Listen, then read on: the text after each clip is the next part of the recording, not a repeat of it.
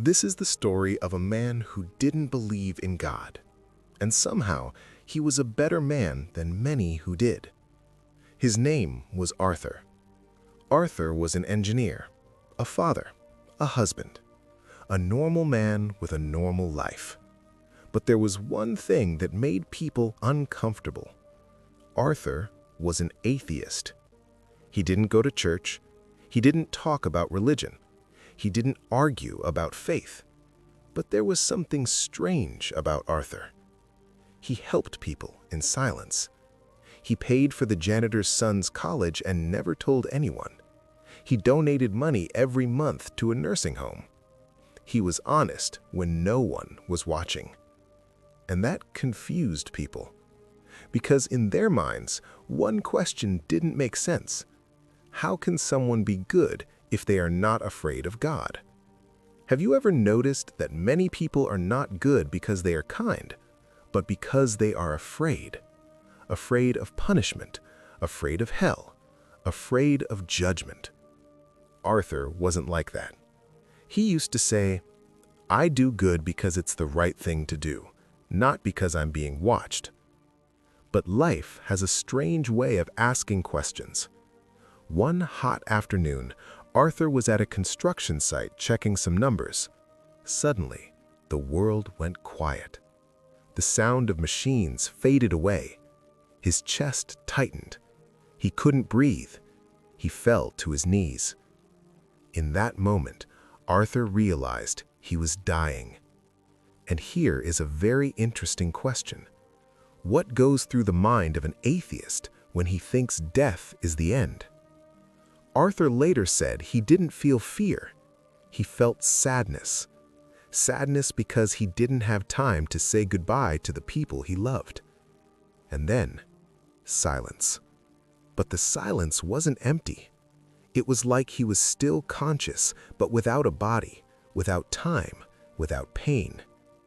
And in that silence, he felt a presence. It wasn't a bright movie light. It wasn't a voice from the sky. It was a feeling, a calm he had never felt before.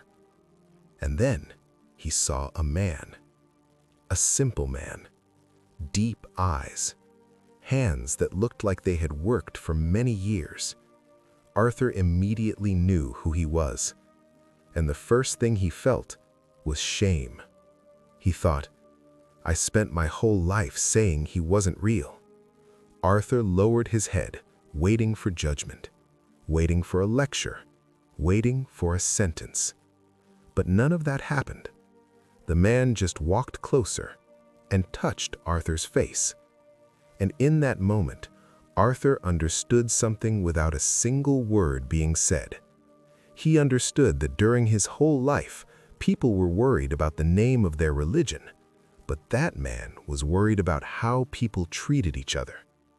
Arthur understood that labels meant nothing there. Atheist, Christian, religious, non-religious, none of that had weight.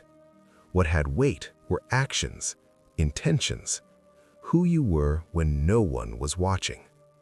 It's a difficult question, but it's an honest one. What defines a man? What he believes or what he does? Arthur saw moments of his life passing in front of him. But it wasn't his achievements, it wasn't his money, it wasn't his work. It was small moments. The day he helped a stranger, the day he stayed silent to avoid hurting someone, the day he told the truth when it would have been easier to lie, the day he helped someone and never told anyone. And in that moment, Arthur understood something. Maybe life is not about what you say you believe. Maybe life is about the way you live. Then, for the first time, Arthur asked a question. Was I wrong? And the answer he felt was not a punishment. It was more like a thought that wasn't his. You were never wrong for being kind. After that, everything started to fade. The presence, the silence, the peace. And then, pain, noise, bright lights. Arthur woke up in a hospital. The doctors said his heart had stopped for a few minutes. But Arthur came back different. He was still a man of science. He still didn't like religion. But he lost one thing, his fear of death. And he gained something else, a quiet certainty that life is more about how you live than about what you say you believe. Arthur never tried to convince anyone of anything. He never argued about religion again. He just started living with more calm, patience, and kindness, as if he had understood something that cannot be explained, only lived. And maybe this story was not about an atheist. Maybe it was about you. Some stories find us when we need them the most. If this story meant something to you, write in the comments, "I understand." That way I know this story found the right person. And if you like stories that make you think about life, consider subscribing to the channel. There's a new story